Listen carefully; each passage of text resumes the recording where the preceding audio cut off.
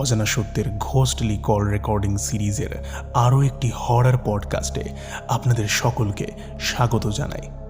আজকের এই হরার পডকাস্টে আপনারা শুনতে চলেছেন একটি মারাত্মক ভয়ের ঘটনা। আজকের এই ঘটনায় আপনারা জানতে পারবেন একটি জিন কতটা ভয়ানক হতে পারে। এই জিনের কারণে একটি মহিলার পরপর 5টি বাচ্চা নষ্ট হয়ে গেছিল। এছাড়াও তাদের পুরো পরিবারের সঙ্গে হাড় কাঁপানো কিছু ঘটনা ঘটেছে এবং যিনি আজকে আমার সঙ্গে ফোন কলে রয়েছেন তার মতে ঘটনাটা নাকি রীতিমতো এখনও ঘটে চলেছে। যেহেতু আজকের এপিসোডটা অনেকটা বড় হতে চলেছে, তাই বেশি কথা না বাড়িয়ে আমরা এপিসোডের দিকে এগোবো। তার আগে সকলকে জানিয়ে দিই, আপনারাও যদি আমার সঙ্গে ফোন কলে থেকে ঘটনা শেয়ার করতে চান তাহলে ডেসক্রিপশন বক্সে আমার হোয়াটসঅ্যাপ নাম্বার পাবেন, আপনারা সেখানে আমাকে হোয়াটসঅ্যাপ করতে পারেন। এছাড়াও যদি আপনারা আপনাদের ঘটনা আমাকে লিখে পাঠাতে চান তাহলে আপনারা মেল করতে পারেন অজানাসত্য15@gmail.com এই মেল আইডিতে। এছাড়াও আমাকে হোয়াটসঅ্যাপেও ঘটনা পাঠাতে পারেন। আমাকে ফেসবুকে এবং ইনস্টাগ্রামে ফলো করতে ভুলবেন না। প্রতিটি লিঙ্ক ডেসক্রিপশনে আছে, আপনারা পিন কমেন্টেও পেয়ে যাবেন। শুরু করছি ঘটনা।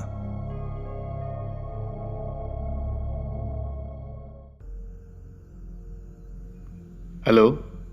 হ্যালো, হ্যাঁ, কেমন আছেন? ভালো আছি। আপনি কেমন আছেন? এই তো আমিও ভালো আছি। আচ্ছা, আপনার কাছ থেকে আপনার স্ত্রীর সম্বন্ধে একটা ঘটনা শুনলাম। আর ঘটনাটা শুনবার পর সত্যি বলতে গেলে মানে বেশ অবাক করবার মতো একটা ঘটনা ছিল। আর আপনার কথা অনুযায়ী এই ঘটনাটা নাকি এখনো ঘটে চলেছে আপনার লাইফে। হ্যাঁ দাদা, এখনো মানে ঘটনাটা চলছে আর কি, এখনো রানিং চলছে। হ্যাঁ, তো এই ঘটনাটা আমি চাই যে আমি তুমি করেই বলছি। ঘটনাটা আমি চাই যে তুমি আমাদের এই চ্যানেলে ঘটনাটা শোনাও, আর এই কল রেকর্ডিংটা আমাদের চ্যানেলে আপলোড হবে। হ্যাঁ, অবশ্যই অবশ্যই, আমি ঘটনা শোনানোর জন্যই তো এসেছি। হ্যাঁ, তো কি ঘটেছিল এক্স্যাক্ট আপনি একটু প্রথম থেকে একদম শেষ অবধি বলুন। আমি এই ঘটনাটা মানে কি ফার্স্ট থেকে বলছি আর কি। আমি যেখান থেকে চাকরির সূত্রে মানে কি বাইরে থাকতাম, আমি 4.5 বছর আগে আমি ব্যাঙ্গালোরে কাজ করতাম। হুম। মানে হন্ডা কোম্পানিতে, মোটরসাইকেল কোম্পানিতে। ওখানে অনেক বছর কাজ করেছি। এই রিসেন্টলি ওই 1-2 বছর যতদিন বিয়ে হয়েছে ততদিন আর কি কাজটা ছাড়া যায় আর কি। মানে ছাড়া যায় বলতে কি, চলে আসা হয় অনেক অসুবিধা হওয়ার পর থেকে। তারপরে এরপরে আমি মেন ঘটনায় চলে যাই। হ্যাঁ, হুম। তো আমাদের বিয়ে হয় মিনিমাম 2 বছর হবে। আচ্ছা। তারপরে মানে বিয়ে করার পর আমরা লাভ ম্যারেজ করেছি, তো খুব হ্যাপিতে থাকি। খুব মানে এত হ্যাপি আমরা, মানে কি আমি কেউ ভাবতে পারবে না। মানে আমাদের মতন হ্যাপি কেউ নাই। আচ্ছা। কিন্তু মাঝখান থেকে আমরা জানি না যে আমাদের পিছনে যে কি বিপদ আসছে, সেটা আমরা এখনো পর্যন্ত আন্দাজ করতে পারছি না। হুম। আর এরপরে ঘটনাটা শুরু হয় আমাদের বিয়ের 8 মাস পর থেকে। 8 মাস পর থেকে? 8 মাস পর থেকে ঘটনাটা শুরু হয়। আচ্ছা। হঠাৎ আমরা মানে তখন ব্যাঙ্গালোর থেকে আমি বাড়ি চলে আসি আমার ওয়াইফকে নিয়ে। হুম। আমার ওয়াইফের বাড়ি হচ্ছে শিলিগুড়িতে। তারপরে মানে ওদের বাড়িতে সবাই আছে, ফ্যামিলিতে সবাই আছে। তার মানে একদিন হঠাৎ রাত্রেবেলায় ওর ব্যবহার একটা আলাদা রকম মানে কি দেখা যায়। মানে ধরো দিনের বেলায় একরকম, মানে তাকে দেখে তুমি বলবে না যে তার কোনো শরীর খারাপ কি যত সমস্যা ওই সন্ধে, যে বাঙালিদের একটা সন্ধ্যা দেয় না, সন্ধে দেওয়ার পর স্টার্ট হয়। এই কখন বলবে আমার পেটের যন্ত্রণা হচ্ছে, আমার মাথা যন্ত্রণা হচ্ছে, আমার শরীর খারাপ হচ্ছে। মানে শুধু শুয়ে যাচ্ছিল আর কি। অমনি করতে করতে করতে করতে করতে করতে তারপর মানে কি অতিরিক্ত হতে শুরু করে দেয়, ঠিক আছে। আর আমি তার সূত্রে আমি বাইরে মানে কি এইখানে মানে শিলিগুড়িতেই একটা নার্সিংহোমের কাজ পাই, ওয়ার্ড বয়ের। আচ্ছা। তা আমি ওইখানেই কাজের সূত্রে ওখানে যাই। মানে ফোন করলেই শুনি নাকি আমার ওয়াইফকে নাকি সে ঝাড়ানোর জন্য মানে কি নিয়ে যাওয়া হয়, দুদিন ছাড়া ছাড়াই মানে শোনা যায়। আচ্ছা। মানে ওই যে ওদের কি পদ্ধতিতে ঝাড়ে কি সেটা তো আমি তো জানি না, হুম। তাও আর কি শুনি আর কি যে এরকম সে ওদের ওখানে ঝাড়ালে নাকি তেল পোড়া নাকি বেশ বলে। হ্যাঁ, তেল পোড়া, জল পোড়া, এই হ্যাঁ হ্যাঁ, হুম। তেল পোড়া জল পোড়া প্রায় দুদিন পর পরই অমনি হয়। আচ্ছা। দিয়ে তারপরে হঠাৎ আমার ওয়াইফের মাথা ঘুরিয়ে কলতলায় পড়ে যাই। পড়ে যাওয়ার পর খুব শরীর খারাপ। আমি আমার ওয়াইফকে নিয়ে এসে শিলিগুড়িতে নার্সিংহোমে আমি দেখাই, আমার চীনা পরিচয় হয়ে গেছিল তো, হুম। তাড়াতাড়িতে হয়ে যায় আর কি। তা হয়ে যাওয়ার পর এরপরে আমার শ্বশুর বাড়ির বর্ণনাটা দিলাম। হুম। মানে সবাই ওদের একই জয়েন্ট ফ্যামিলিতে থাকে তো, মানে পুরো বাড়িটাই মানে র্যামা মানে কি পুরো ভিড় ভাট্টা।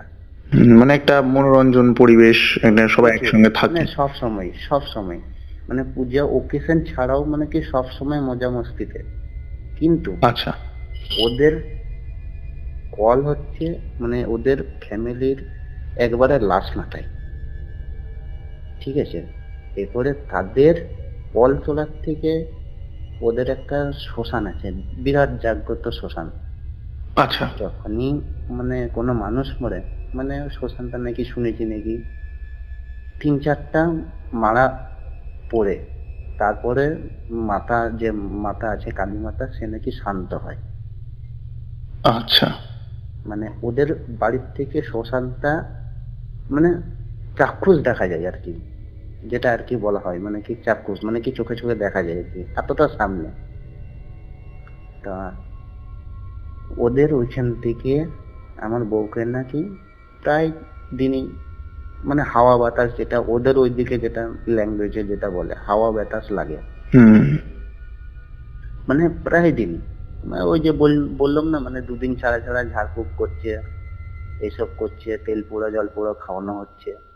ওই খাওয়ানো হচ্ছে, ঠিক হচ্ছে, আবার তারপরে যেটা হয়ে গেল তারপরে আবার রিঅ্যাকশন আবার শুরু হয়ে যাচ্ছে। মানে কোনো কাজকর্ম হচ্ছে না। মানে সারছে না, মানে জল পড়া তেল পড়াতেও কমছে না। তারপরে আমরা একটা ওইখানে পাশের পাড়ারে একটা ঠাকুর মন্দিরে নিয়ে যাই। ওইখান থেকেও একটা মাদুলি দিল, মানে ঝাড়ফুঁক করে করে ঠাকুরের মাদুলি দিল, কিন্তু ওইটা বেশি দিন টিকলো না আর কি, বুঝতে পারছেন তো। আচ্ছা। তা অমনি করতে করতে করতে মানে ওর মানে কি শরীর না আগে যেরকম শরীর ছিল না, তার থেকে মানে 3 ভাগ যেটা ছিল সেটা হচ্ছে 1 ভাগে দাঁড়িয়ে যায়। মানে শুকিয়ে গেছে, অনেকটা অকেজ হয়ে গেছে। শুকিয়ে গেছে, মানে রক্ত শর্ট হয়ে গেছিল, চোখগুলো মানে কি সাদা সাদা, মানে আমাদের যেমনি চোখ যেমনি লাল থাকে, হুম। মানে মানে কি লাল বলতে কি মানে পুরো একবারে সে রক্ত ইয়ের মতন লাল নয়, মানে কি ওই নর্মাল যেটা মানে লাল তলার থাকে দিকটা আমাদের। এই বুঝতে পেরেছি, হ্যাঁ। মানে হাতগুলো একবারে সাদা ধবধবা, মানে কি দেখেই মনে হচ্ছিল যে ওর। আর খাওয়া দাওয়া মানে কি একটা বাচ্চা ছেলে যে মানে বুঝ না হওয়ার পর যে ছেলেটা খাওয়া দাওয়া করে হুম। সেরকম খাওয়া দাওয়া করে, ঠিক আছে। আর মানে এইরকম খাওয়া দাওয়ার এইরকম পরিস্থিতি হয়, মানে যেটাই দেখবে সেটাই বলবে আমি খাবো, কিন্তু খেতে দিলে আর খেতে পারছিল না। আচ্ছা। মানে বুঝতে পারছেন তো, মানে কোনো কিছু মানে হয়তো কিছু একটা দেখলো আমি মোমো খাবো, সেটা এনে দেওয়া হলো, এনে দেওয়ার পরই 1-2টা খাওয়ার পরই আর খেতে পারতো না, ঠিক আছে। তারপরে আস্তে আস্তে আমার বইয়ের না অত্যাচার হতে শুরু হয়ে গেল, ঠিক আছে। এরপরে আমিও আর কি মানে কি আমার ওয়াইফের কাছে চলে আসি।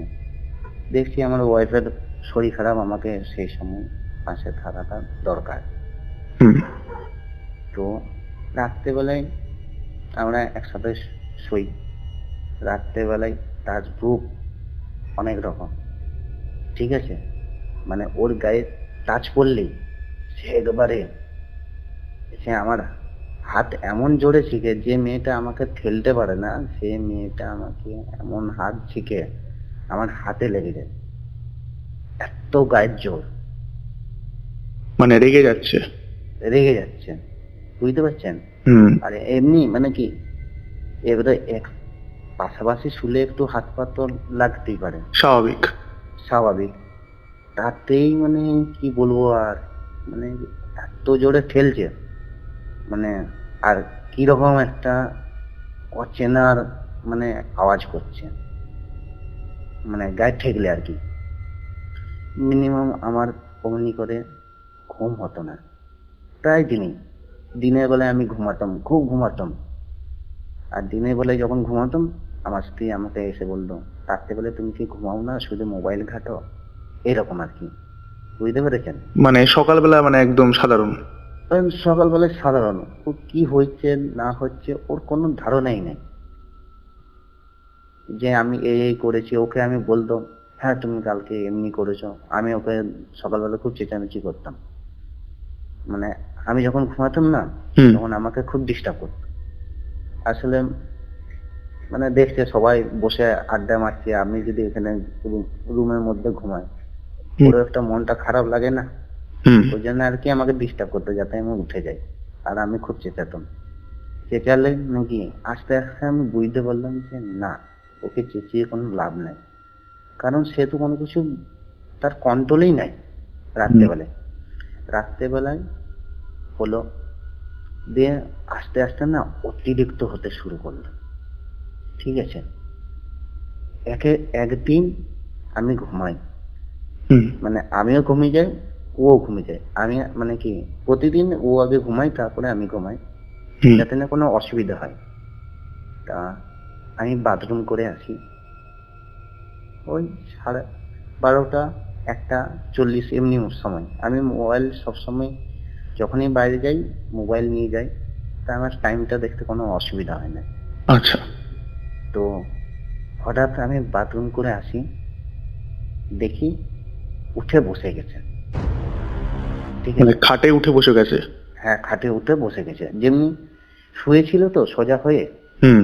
হঠাৎ দেখছি উঠে বসে আছে, কিন্তু অন্ধকার, চুল খোলা, ঠিক আছে? আর ওইটা দেখে আমি প্রচন্ড ভয় পেয়ে যাই। ভয় পাওয়ার পর লাইটটা জ্বালানোর পরে শুয়ে যাই আর কি, মানে আমাকে কিছু করতে হয় না, অটোমেটিকই শুয়ে যাই লাইটটা হ্যাঁ। জ্বালানোর পর। মানে তুমি লাইটটা জ্বালালে সঙ্গে সঙ্গে ঘুমিয়ে পড়লো। হ্যাঁ, ঘুমিয়ে পড়লো। তারপরে তো মিনিমাম কতক্ষণ হয়েছে ওটা আমি বলতে পারছি না। আমি এসে মানে কি আমারও একটু ঘুম ঘুম ছিল তো আমিও শুয়ে পড়ি। তারপরে হঠাৎ দেখি আমার বুকের উপরে উঠে বসে। বুকের উপর উঠে? হ্যাঁ, আমার বুকের উপরে উঠে, মানে ধরুন কেউ শুয়ে আছে তো তার বুকের উপরে যেমনি মানে কি একটা বাচ্চা ছেলেটা উঠলে কি রকম ইয়া হয়, সেরকম উঠে বসে আছে। আর মানে যতই মানে ওর শরীরটা একটু হালকা হয়ে গেছিল, মানে কি শরীর খারাপ ছিল, তাও একটা সেই সময় মানে কি একটা ভারী ভারী মনে হচ্ছে। আর আমার মানে একটু অস্বস্তি অস্বস্তি মনে হচ্ছিল, যে দম পাচ্ছি না এরকম মনে হচ্ছিল। ঘুম থেকে উঠার পর দেখি আমার গলাটা চেপে ধরে আছে। দাদা আপনি বুঝতে পারবেন না, আমি আমার বউকে ছাড়াতে পারিনি। দু সাইডে নাপা দাগ বসিয়ে দিয়েছিল। আচ্ছা। মানে এতটা হিংস্র হয়ে গেছিল। তারপরের দিন সকালবেলায় আমি ওনাকে দেখাই, আমার বউকে দেখাই, ওর তো কোনো মনেই থাকে না, ঠিক আছে? আমি আমার শাশুড়িকে বলি যে মা এরকম, মানে শাশুড়ি মা তো মায়ের মতনই হয়তো, তা আমি মাই বলি আর কি, যে মা এইরকম ব্যাপার, ওকে একটু ভালো রকম ডাক্তার দেখাতে হবে। আমি ওখানে শিলিগুড়িতে আমি যে ডাক্তারদের সাথে মানে কাজ করতাম তাদেরকে বললাম যে ওর মনে হয় মাথাটা একটু গেছে, তা একটা ভালো সাইকিয়াট্রিস্ট দেখানো দরকার। হুম মানে মানে হয়তো অনেক চাপের জন্য কি প্রেশারের জন্য তো মাথাটা গোলমাল হয়, তখনও কিন্তু আমরা বুঝতে পারি না। হুম মানে আমরা তো সায়েন্স নিয়ে বেশি পড়েছি, তো তাই আগের থেকে আগে তো সায়েন্স দিকেই যাব, কারণ আমরা এখনকার ছেলে। ঠিক ঠিক কিনা বলুন? অবশ্যই। তো দেখানো হলো, সব ওকে, কোনো রিপোর্টে কোনো কিছু ধরা নাই। তার করতে করতে তার 1 সপ্তাহ পর পেটের যন্ত্রণা অতিরিক্ত, মানে একটা ছটপট করলে যেমনি এই জানটা বেরিয়ে এলো, এই জানটা বেরিয়ে গেল, এরকম অবস্থা। দেখানো হলো, কিডনির এই সাইডে একটা ছোট্ট ইনফেকশন হয়েছিল, ওই যেটা মানে ইনফেকশন হয় আর কি। একটু আচ্ছা। ঝাল ফাল খেতে, এইসব খেতে একটু মানা করলো, আর ডাক্তার বললো একটু সাবধানে থাকতে। ওইটা সেরে গেল, তাও মানে এখনো বলে নাকি পেটের যন্ত্রণা করে। তারপরে ওই ঘটনাগুলো হওয়ার পর হুম এরপরে আমি আমার শাশুড়িকে আবার বলি যে মা, এরকম করে তো হচ্ছে না, মেয়েটা তো আপনাদেরও আর বউটা আমারও, কারণ লাভ ম্যারেজ করেছি।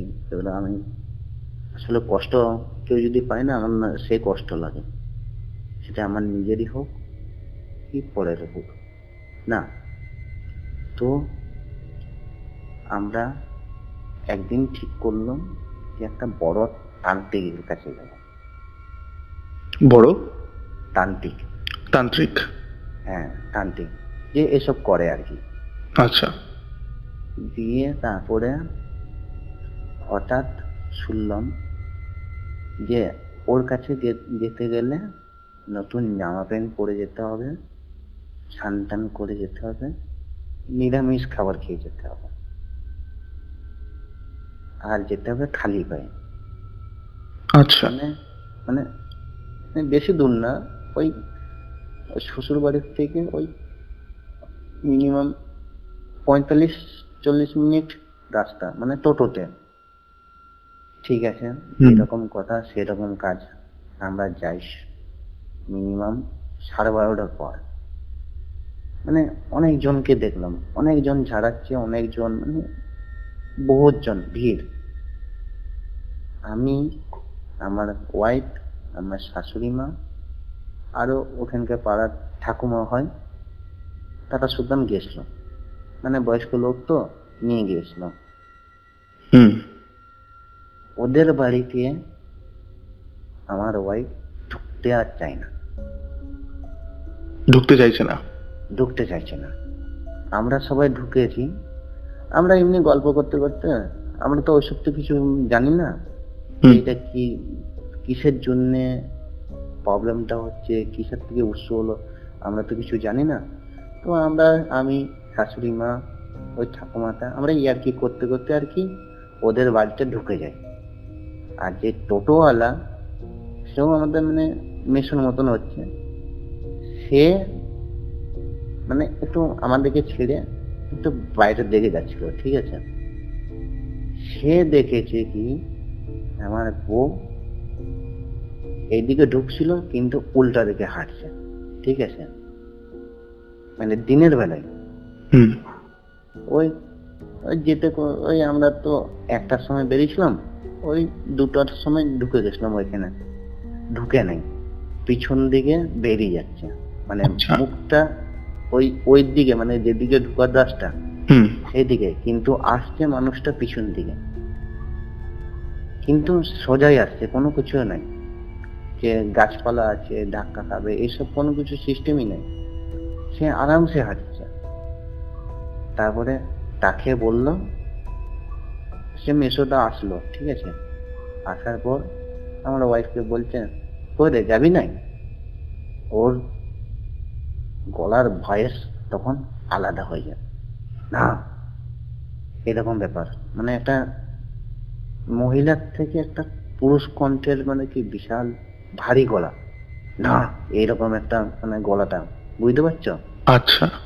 এইরকম, না আমি যাবো নাই, আমাকে কেন এনেছো এখানে, তোমরা সবাই নষ্ট হয়ে যাবে, এইরকম আর কি। এরপরে ওই বয়স্ক লোকটাকে আমার বউ জ্বর মেরে দিই। মানে বুঝতে পারছেন তো, মানে এতটা মানে মানে আমার বউকে দেখলে আপনি দেখলেন বলবেন এই যে এতটা অসভ্যতা মানে কি খারাপ ইয়া করে, কিন্তু না, সেদিন কিন্তু ওই মেসোটাকে জ্বর মেরে দেয়। তারপরে আমাকে ডেকে আনে, বুঝতে পারছেন? আচ্ছা। এরপরে এরপরে আসলে আমি বামুনদের ছেলে তো, আমার অতটা ক্ষতি হয় নাই। তো আমাকে ডাকার পর মানে আমার শাশুড়ি মা ওই ঠাকুমাটা ভিতরে বসে আছে, মানে কি ওরা গল্প করছে, আরো ওদের ওইদিকে আরো লোক গেছিল তো, হুম। তার সাথে গল্প গুজব করছে যে এরকম ব্যাপার, ওর মেয়ের দিয়ে বলছে আর কি, মানে ওরা আর কি মানে আলোচনা করছে। তাও আমি কি করি, আমি যে ওর হাতটা ধরে নিয়ে আসবো হুম। আনতেই পারছি না, এত টাইট, এত শক্ত, যে চলো চলো, তাই মিনিমাম 10 থেকে 12 পরে বলার পর শুনে নাই, বলছে শুধু ঘাটটা নাড়াচ্ছে।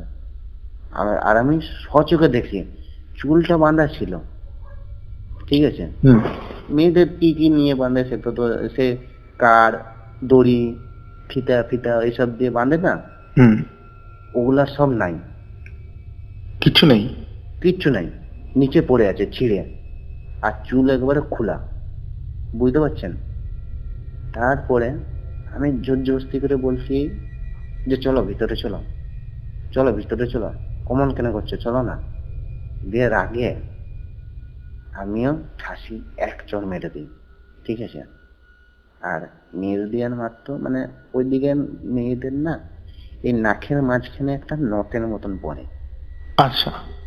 ঠিক আছে? আর আমার হাতটি লেগে আংটিটাতে, ঠিক আছে? আর ওর নাকটি যায় ফেটে, ঠিক আছে? এবারে রক্ত বেরাই তো, রক্ত বেরাই, হুম। আমি তো ভয় খেয়ে যাই যে আমাকে তো শাশুড়ি তো বকবে, কেন মারলে। হুম।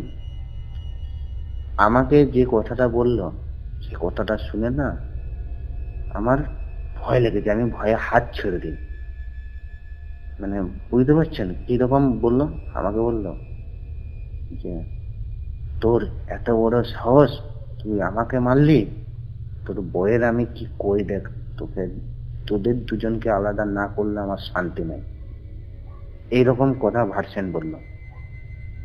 অমনি বলার পর মানে কি আমি একবারে অবাক হয়ে যাই, আমার পিছনে এসে একবারে ঠান্ডা একটা হাওয়া আছে না, হুম। সেটা পুরো বয়ে যায়। এই যে আমি আপনাকে বলছি না, হুম। এই যে আমার এই লোম আর পিছনে যে সিদ্ধরা মাঝে মাঝে ঠান্ডা হাওয়া খেলছে, এইরকম অবস্থা হচ্ছে, সত্যি বলছি আপনাকে। তো আমি জোরজবস্তি করে কি করি জানেন, মানে চ্যাংদোলা করে, যেটা একটা বাচ্চা ছেলেকে যেটা মানে চ্যাংদোলা করে, হুম। হুম। হুম। সেই রকম করে চ্যাংদোলা করে দুয়ার গোড়ায় দিয়ে আমি আর ঢুকতে পারি নাই। সেই বলে আমি আর ঢুকবো নাই, চৌকাঠটা আর বেরোতে পারি নাই। মানে এত কষ্ট লাগছে, মনে হচ্ছে কে যেন পিছন দিকে টানছে, তারপর টানছে টানছে আমার গলা ধরে, মানে গলাটাতে মনে হচ্ছে কেউ দড়ি বাঁধলে যেমনি পিছন দিকে টানলে যেমনি কষ্ট হয়, হ্যাঁ। সেই রকম কষ্ট হচ্ছে। মানে আমার চোখ, মানে খুব হ্যাঁ, শক্তিশালী। খুব শক্তিশালী। আর ভিতরে ঢুকতে দিচ্ছে না, ভিতরে কালী মাতার জাগ্রত মূর্তি আছে সামনে, দুয়ারের সামনে।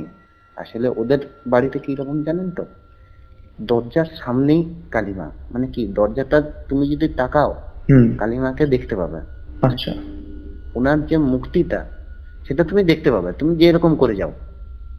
তা ওই জন্য আর কি ওদের বাড়িতে মানে কি যেতে গেলে নতুন জামা পরে আর চান টান করে নিরামিষ খাওয়া দাওয়া করে খালি পায়ে যেতে হয়। মানে ওদের বাড়িতে কোনো আশপাশ কিছু চলে না, মানে সারা বছর চলে না।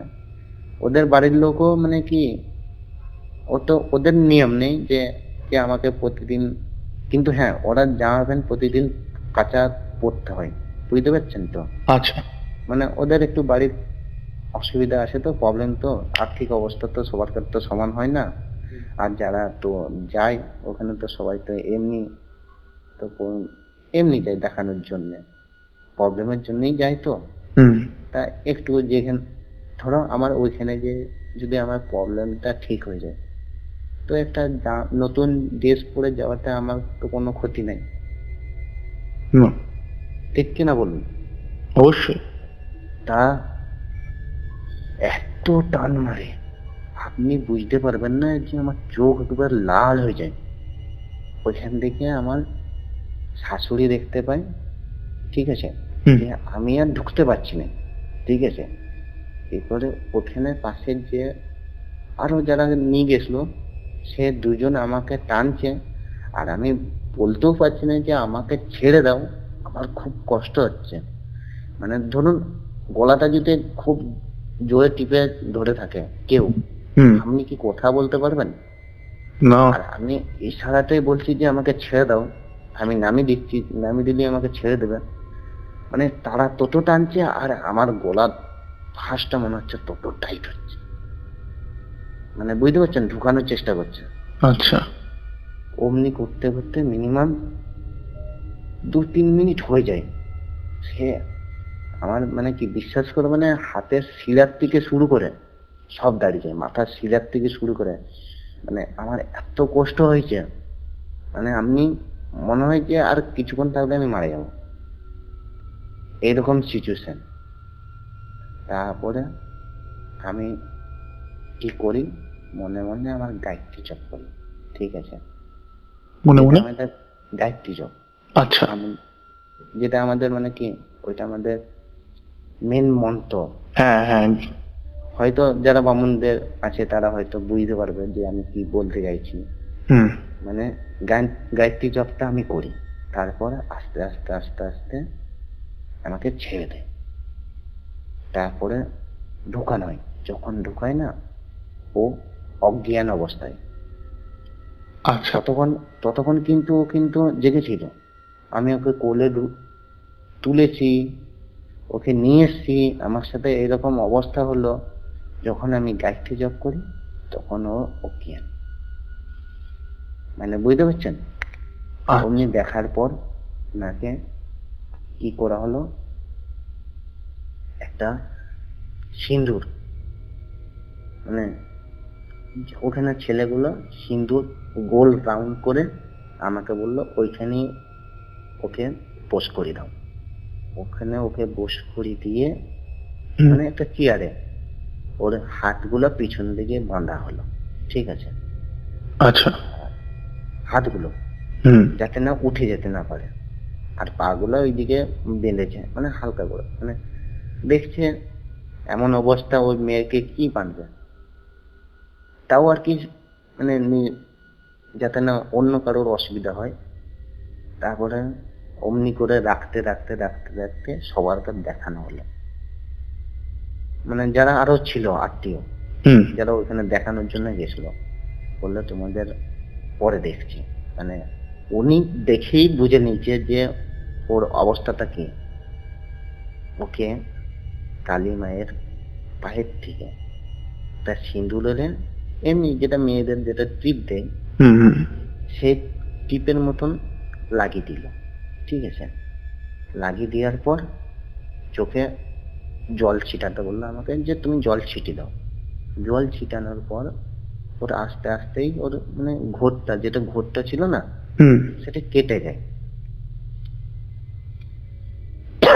কেটে যাওয়ার পর প্রথমে আমাকে বললো যে বাবা তোমার হাতটা দেখে। আমার ব্যাপারে মানে যে আমি আগে ব্যাঙ্গালোরে কাজ করতাম, ওরা জানতো না। হুম। কেন ছাড়া গেছে সেটাও বললো যে এর কারণে তোমার ছাড়া গেছে, মানে তোমার ওখানে কাজে মন হয়নি, ঠিক আছে। তারপরে আর একটা কথা বললো যে তুমি খুব ভয় পাও। আমাকে জিজ্ঞেস করলো যে তুমি হাত দিয়ে বলো তো ঠাকুর মন্দিরে তুমি বিশাল ভয় পাও কেন। আমি যে মানে সত্যি কথাই বললাম যে হ্যাঁ দাদা আমি খুব ভয় পাই, কিন্তু লোককে বুঝতে দিই না, যে আমার অপর প্রান্তে যে থাকে না তাকে বুঝতে দিই না যে আমি ভয়ে আছি।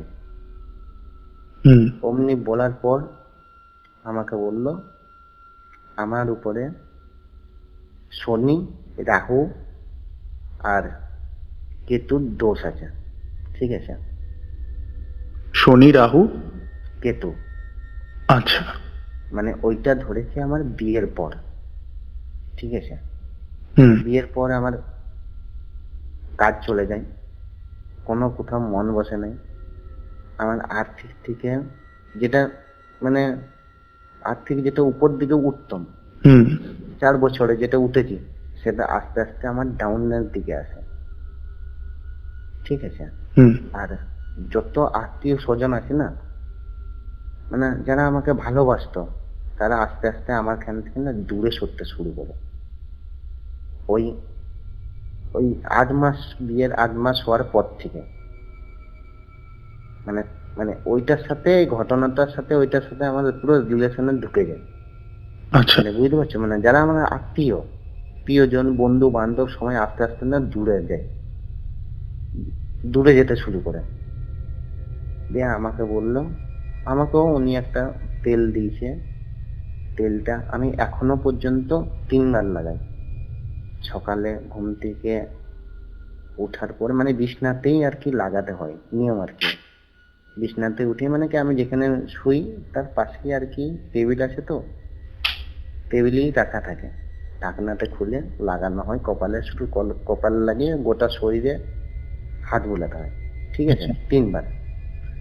সকালে একবার, দুপুরে স্নান করার পর একবার, রাত্রেবেলা শুতে যাওয়ার মানে শুতে যাব তখন একবার লাগাতে হবে।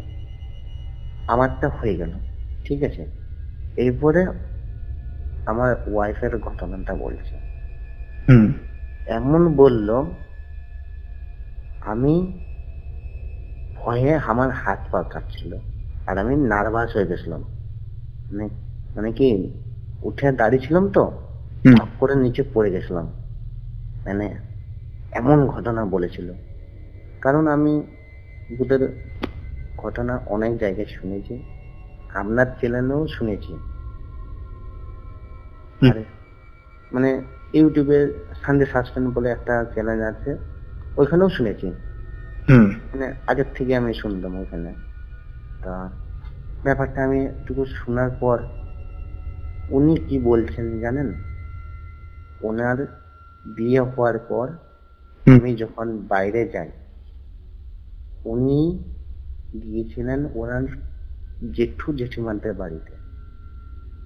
আচ্ছা। ঠিক আছে, মানে কাছেই আর কি, ওই খুব জোর জায়গাটার নামটা হচ্ছে জলপেশ। হুম। ঠিক আছে, তা ওইখানে যায়, ওইখানে ও চুল খুলে বেড়ায়, মানে 4-5 দিন থাকে, চুল খুলে বেড়ায়। চুল খুলেছিল। হ্যাঁ, চুল খুলে বেড়ায়। আর আচ্ছা। ও এক কাজ করেছিল, মানে ওদের বাড়ির পিছনে একটু টয়লেট করে দেয়, মানে কি টয়লেট আর কি, ছোট হুম। টয়লেট করে দেয়। তার প্রভাবে মানে কি, মানে টয়লেট যেখানে করলেও হলো, মানে কি যেটা আমাদেরকে বাড়িতে সবাই বলে, টয়লেট তুমি বাথরুমেও করলো না, তোমাকে একটা থুতু ফেলতে হবে। টয়লেট। টয়লেট করলে, হুম। তো আমি যেমন টয়লেট যেটা করি না, হুম। আমি যদি বাথরুমও করি না, তাও আমি থুতু ফেলি। কারণ কোথায় কি থাকে কোনো তো বলা যায় না। হুম। হয়তো আমি এখানে আপনার সাথে ঘটনা বলছি, আমার পাশে কেউ থাকতেই পারে, হুম। ভুল হলে সে তো আমাকে ধরবে, ছাড়বে না, ঠিক কিনা বলুন? অবশ্যই। তা আমি, উনি কি করেন, উনি থুতু ফেলে না, উনি চলে আসেন। ঠিক আছে, আসার পর উনি বাড়ি চলে আসেন, এরপরে তার পিছু পিছু সেও চলে আসে। যেহেতু চুল খোলা। যেহেতু চুল খোলা, এরপরে বাড়িতে এসেছেও সে চুল খোলাতেই এসছে, ঠিক আছে। হুম। আর দিয়ে তারপরে কি হয়, ওই লোকটা কি বলছেন জানেন, যে আপনার মেয়ে অনেক লাকি। তখন আমার শাশুড়ি বলে, কেন? বলছে ওর মরে যাওয়া মিনিমাম ওইটা 1 মাস পরেই ও মরে যেত, মানে 8 মাস 9 মাস কি 10 মাসের মধ্যেও মারা যেত। মানে ওর পিছনে যে জিনিসটা ধরেছে, মানে বুঝতে পারছেন, হুম। মানে যে জিনিসটা ধরেছে আর কি, ও 1 মাসের মধ্যে ওকে নিয়ে চলে যেত, কিন্তু আচ্ছা। নিয়ে যেতে পারে না আমার ভালোবাসার জোরে। আর আমার শরীরের যে পৈতাটা আছে, হুম। পৈতাটার অনেক জোরে, মানে কি সে কোনো কিছু করতে পারে না, অনেক চেষ্টা করেছে। ওই যে বললাম না আমার গোলা টিপে ছিল, হ্যাঁ। ওইটাও সুদ্দান বলে দিল যে সেদিন আমি কি করি, মানে ওর গায়ে পা তুলে দিই, আর আমি আমার একটু নখ ছিল, নখ দিয়ে আমি একটু ছিঁড়ে দিই, সেটার জন্যে ও ওই রকম ব্যবহারটি আমাদের সাথে করেছিল, যে একে নিয়ে যেতে গেলে আমাকে আমাকে সরাতে হবে কাজে। মানে বুঝতে পারছেন, আচ্ছা। মানে আমার ওয়াইফকে নিয়ে যেতে গেলে আগে আমাকে সরাতে আগে হবে। তোমাকে সরাতে হবে, হ্যাঁ, কারণ যেহেতু তুমি আগে ভালোবাসো। তাহলে আমি যেহেতু ভালোবাসি, আর যতবার মানে কি ভালোবাসার কাছে কোনো শক্তি পারে না। হুম। সব থেকে জয়ী হয় ভালোবাসা সব জায়গায়। হুম। এটা মানে কি ইয়াতেও আছে, গীতাতেও আছে, যত মানে ধর্মের যে বইগুলো আছে সেগুলোতেও আছে, আপনি পাবেন, পড়ে দেখবেন যে হুম। ভালোবাসার কাছে কোনো সব শক্তি হার মেনে যায়। তা উনি বলছেন যে ওকে যে যেটা অ্যাটাক করেছিল সেটা ওর মৃত্যুর জন্য, মানে আমার মৃত্যুর জন্য, আর আমি যদি একটু দেরি করতাম তা আমাকে শেষ করে দিত। আচ্ছা। মানে আমি একটু মহাদেবের মহাকালের একটু খুব ভক্ত তো, হুম। তা আমাকে খুব বাঁচায় মহাদেব, এখনো পর্যন্ত খুব মানি। হুম। তো বলছে যে ওনার ওই তোমার জামাইয়ের জন্য তোমার মেয়ে এখনো পর্যন্ত দাঁড়িয়ে আছে। তারপরে ওই ঘটনাটা তো আমি যে ওকে যে ঢুকাচ্ছিলাম ওদের বাড়িতে, সেই ঘটনার তো কেউ জানে নাই। হুম। সবাই দেখছে যে হ্যাঁ আসতে পারছে না, হয়তো শাশুড়ি ভাবছে যে ভারী তো ওই জন্য নিয়ে আসতে পারছে না, কি লজ্জাতে নিয়ে আসছে না, ওরা অনেক রকম ভেবেছে তো, ঠিক আছে। হুম। তো ও বলছে যে ওর পিছনে একটা, মানে আমার পিছনে একটা কালো ছায়া মূর্তি ছিল, মানে বুঝতে পারছেন। আমি যখন ওকে মেরেছি, আমি আপনাকে বললাম না যে আমি আমার বউকে এক চড়ে ওর নাক থেকে নাকের ওই যে, হ্যাঁ, রক্তটা বেরিয়ে গেছিল। রক্তটা বেরিয়ে গেছিল। হুম। তখন মানে কি রক্ত বেরিয়ে যাওয়ার পর যে আমাকে যে কথাটা বললো যে তোর বউকে আমি তোকে ছাড়বো নাই, হুম। সেটার জন্য তখনই ও বেরিয়ে যায়, ঠিক আছে। তো বেরিয়ে যাওয়ার ফলে মানে কি আমি ওনাকে আর কি কোলে চেংদুলো করতে পারি। হুম। তারপরে যখন চৌকাঠে যখন ঢুকতে যায়, তখন নাকি ওই কালো ছায়া মূর্তিটি আমার গলাতে কিছু একটা ধরে ধরে থাকে। মানে আর শরীর ছেড়ে দিয়েছে কিন্তু দেহটাকে ঢুকতে দেবে না। ঢুকতে দেবে না, কারণ দেহটাকে যদি দেয়, কারণ দেহটা তো বন্ধন করে দেবে। হুম। তা ওর তো শক্তিটা তো ওইখানেই তো থাকছে, হ্যাঁ। কারণ একটা ছায়া মূর্তি কারো শরীরে যাবে বলেই তো সে তো মানে খাওয়া দাওয়া একটু ঘোরা, না তো এমনি ছায়া মূর্তি কোথায় যে থাকে ঝড় বৃষ্টি জলে যে ওদেরকে ওই রকমই থাকতে হয়, হুম। ঠিক কিনা বলুন। হুম। এবারে আমাকে এত অত্যাচার করে, মানে মিনিমাম এই যে আমার পিছনে মানে কেউ যেন আঁচড় দেওয়ার মতন জিনিস থাকে, পিঠটা খুলে দেখায়, কিন্তু তখন কিছু হয় না। যখনই আমাকে বলছে যে তুমি পিঠটা ঘুরে দেখো, তখন দেখছি এবারে সে মনে হচ্ছে নখের দাগ। শাশুড়ি মা মানে, তারপরে শাশুড়ি মা যে কি হলো এটা, মানে ওরা তো মেয়ে মানুষ তো, হুম মানে বিরাট ভয় পেয়ে যায়। আর ও যে যিনি যে দাদুটা, তিনি ঠাকুর মন্দিরে সিঁদুরটা লাগিয়ে দেয় আমাকে, মানে ঘাটা আমার একদিনের মধ্যেই শুকিয়ে যায়। হুম মানে তারপর দিন সকালবেলায় আমার শুকিয়ে যায়, মানে কোনো অসুবিধার কিছু হয় না, মানে ঠাকুরের জিনিস তো। আর ওখান থেকে আমাকে একটা বেলপাতা খাই দেয়, ঠিক আছে। তা আচ্ছা। করতে করতে বলছে এরকম ব্যাপার, যে ওকে ঢুকাচ্ছিল না, মানে ওই যে ওকে যখন মারলো, তখন কিন্তু ওর টাইমটা বিকাল বেলায় নাকি, বলছে নাকি ওই দাদুটা বলছে ওদের কত টাইম গুলো না, ওদের শক্তিশালী 3 গুণ বেড়ে যায়। মানে কোন সময়? যেটা বললো যে ওদের টাইম যখন বাড়ে সকালবেলায়, সকালবেলায় বাড়ে না, বাড়ে দুপুর বেলায়। ওই দুপুর যেটা মধ্যাহ্ন যে সময়টা, হুম দুপুর যে সময় মানে কি অধিকাংশ লোক থাকে না, ওই দুপুর 3টা থেকে কি 2:30 থেকে 3:30 এমনি পর্যন্ত হুম ওদের শক্তি 3 গুণ বাড়ে। আর বাড়ে ওই রাত্রেবেলায়। রাত্রেবেলায় যে 12টার পর, হুম ওই 12টা 12:30 থেকে 2টা পর্যন্ত ওদের শক্তি খুব বাড়ে। যে কোনো ভোর হওয়ার আগে পর্যন্ত যতটা যে টাইমটা হয়। হুম আর একদিন বাড়ে, সেদিন হচ্ছে ওদের শক্তি খুব বাড়ে মহালয়ার দিন। মহালয়ার দিন ওদের শক্তি 3 গুণ হয়ে যায়। কারণ মানে 12টার পর মানে কি, আমরা সবাইকে, যাদের আমাদের আত্মীয়জন আছে, তারাকে আমরা পিণ্ডদান করি, হুম করি কিনা বলুন। হ্যাঁ। এই সময় মানে ওদের শক্তি 3 গুণ হয়ে যায়, ঠিক আছে। তা ওই সময় ওকে নিয়ে যাওয়ার চেষ্টা করেছিল, কিন্তু আমি ধরে রেখেছিলাম বলে প্রভাবটা আমার পড়ে গেছে। আচ্ছা।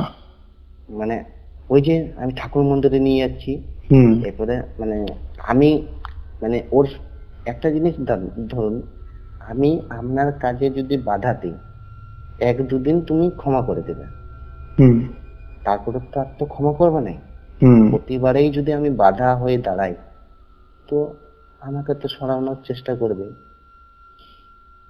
তা ওই রকম করে হলো।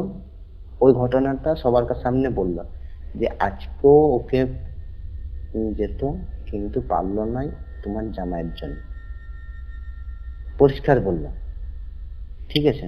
আর দিয়ে আমাকে বলছে যে তোর সাথে কেমন মনে হচ্ছিল, তুই কেমন ফিল করলি আমাকে বলতো। আমি বলছি দাদু সত্যি কথা বলবো, মনে হলো না আমার পিছন দিকে না কে যেন গলায় ধরে টানছে, আর আমার যত আমি জোর লাগাচ্ছি পাচ্ছি নাই। সে একটা মানে কি মনে হচ্ছে যে হাওয়াতে বাইরের দিকে ঠেলছে, আর পিছন দিকে গোলাতে এমনি ফাঁস লাগিয়ে টানে, সেমনি টানছে। বলছে দেখুন তো আমি এই কথাটাই বললাম কিনা, মানে আমার শাশুড়ি মা ওরা তো বলছিল আর কি, বুঝতে পারছেন। হুম তারপরে বলছে আমার শাশুড়ি মা, আমি ওনার হাঁটুতে, মানে আমাদের হাঁটুতে করে, যেমনি মানে ঠাকুর প্রণাম করে না, হাঁটু গেড়ে হুম মিনতি চাইছি আর কি, যে ভিক্ষা চাইছি, যে দাদা আমি আমার বউয়ের ভিক্ষা চাইছি, ঠাকুরের কাছে বলছি যে আমার বউকে ঠিক করে দিন, ঠাকুর আমার বউকে ঠিক করে দিন, আমি আপনার কাছে সবসময় কৃতজ্ঞ থাকবো, এরকম আর কি মিনতি চাইছি। হুম তো বলছে তোমরা যখন এসছো, আমাদের ওইটা কর্তব্য, আমরা করে দেবো। বলছে কি করতে হবে, বিরাট বড় একটা পুজো করতে হবে, ঠিক আছে। হুম আমরা সবাই রাজি হলাম, মানে রাজি তো হতেই হবে না, হুম স্বাভাবিক। কারণ স্বাভাবিক, কি এমন খরচা হবে, 5,000 10,000 কি এমন খরচা হবে, তো একটা মেয়ে ছেলের তো জীবন থেকে তো বাঁচানো তো যাবে, হুম ঠিক কিনা বলুন। হুম তো তো বামুন ঠাকুরটা ফর্দ দেওয়ার আগে একটা শর্ত দেয় যে এই জিনিসগুলা মানে ওদের ওইদিকে কি কি কলার নাম বললো, সেই 3 তারিখ কলা মানে 3 ঝুঁকি ঝুঁকি, সে মানে একটা কান্দিতে যে ঝাড় থাকে না, হুম একটা ইয়ার সাথে অনেকগুলো কলা মানে অ্যাটাচ থাকে, হুম ওইরকম 3টা। ঠিক আছে, 3টে কাঁদি। কলা, হ্যাঁ, কলার মোচার যে সে কলা কান্দির যে নিচের অংশটা মোচা যেটা বলে, হুম সেটা 3 ধরনের কলা গাছের চাই, 3 আচ্ছা। ধরনের। ঠিক আছে, নামগুলো মানে আমার মনে নাই, আমার শাশুড়ি মা ভালো বলতে পারবে, আমি জিজ্ঞেস করে বলে দেবো। হুম 3টে, আর ওগুলি চাই, শালু চাই, 3টা গামছা চাই, 2টা ধুতি চাই, আর মানে 1 জোড়া পায়রা। আচ্ছা। ওই দাদুটার বক্তব্য কি জানেন, কি? ওই সব জিনিসগুলো আমাকেই করতে হবে, আচ্ছা। মানে যাবতীয় খরচা সব আমাকে, ওই ফুল থেকে শুরু করে দুব্বার থেকে শুরু করে ওই যে কাস্তে সব আমাকেই কিনে আনতে হবে। আমি আমি মানে খুব নর্মালি ভাবে নিই, হ্যাঁ এটা কি এমন জিনিস, আমি তো করতেই পারবো। হুম মানে আমার শ্বশুরমশাই বললো এখানে এখানে যায়, আমি সব বলে দিয়েছি, তুমি শুধু যাবে গাড়ি নিয়ে নিয়ে ধরে নিয়ে আসবে। ঠিক আছে, মানে কলা মোচাগুলো আমি তো ওখানকার জানি না, হুম মানে আমি ওখানকার জামাই তো, আমি ওখানকার জানি নাই কোথায় কি পাওয়া যায় না পাওয়া যায়। আর বাজারের থেকে ওই শালু ফল মূল এগুলা তো আমি আনতে পারবো, দেখেছি। তা যেগুলো আমি পারবো না সেগুলো আর কি বলে দিয়েছিল, আমি শুধু গাড়িতে যেয়ে নিয়ে আসি। তো এরপরে নিয়ে যাওয়ার আসার আগে আমি নিজেই মানি ব্যাগের ভিতরে আমার আধার কার্ড, ভোটার কার্ড, মানে আমার সবসময় এই মানে কি সব কাগজপত্র আমার মানি ব্যাগেই থাকে, হুম মানে যাতে কোথাও না যাতে না অসুবিধা হয়। হঠাৎ ওইখানে যখন কলার ঝুঁকিগুলো নিতে যায় তখন দেখি আমার মানি ব্যাগ নাই, তার মধ্যে তা মিনিমাম 4-5 হাজার টাকা ছিল, মানে জিনিসপত্র কেনার জন্য আমার এটাতেই অধিক, ঠিক কিনা বলুন। হুম তো এরপরে কি করব, ওগুলো তো নিতেই হবে। আমার পকেটে মিনিমাম 10 থেকে 15 টাকা ছিল, 3টা জনে 5 টাকা করে দিয়ে আসলাম, যে আমি বললাম জেঠুমা আমি হাত জোর করছি, আমি কালকে সকালবেলায় আপনাকে আমি দিয়ে যাব, নইলে আমার শ্বশুরের হাতে আমি দিয়ে যাব। মানে আমার মানিব্যাগ হারিয়ে গেছে, তো এবারে ওনাকে তো টাকা তো দিতে হবে, হুম মানে উনি দিবেন কেন নাকি। হুম তো আমি মানে আমার প্যাকেটে যথাসাধ্য 15 টাকা ছিল, সেটা আমি 15 টাকা দিয়ে ওনাকে আমি বলে আসি আমি আমার শ্বশুরের হাতে পাঠিয়ে দেব, কি হয়তো আমি একটু পরে এসে আপনাকে দিয়ে যাব। তিনি প্রথমে মানতে চায় না, কারণটা আমি বুঝতে পারি পরে কেন মানতে চায় না, মানে বুঝতে পারছেন, আচ্ছা। মানে কেন মানতে চাইছে না সেটা আমি বুঝতে পারি পরে। তারপরে যখন উনি দাদুটা আসে তখন আমি বুঝতে পারি যে কেন মানতে চাই না। তারপরে কোনো রকম করে মানাই দিয়ে আসি। তারপরে আমি আসি আমার ওয়াইফের কাছ থেকে এটিএম কার্ডটা নিয়ে, যে বলি এরকম ব্যাপার, মানে এটা হারিয়ে গেছে। আমার বউ কি বলে জানেন, কি? যে হ্যাঁ পয়সা হারিয়ে দিয়েছ, মানি ব্যাগটা হারিয়ে দিয়েছ, তোমার ওখানে পয়সাটা তো তুমি তো পাবে না, পেলেও কিন্তু তোমার তো ডকুমেন্টস গুলো তো হারিয়ে গেল।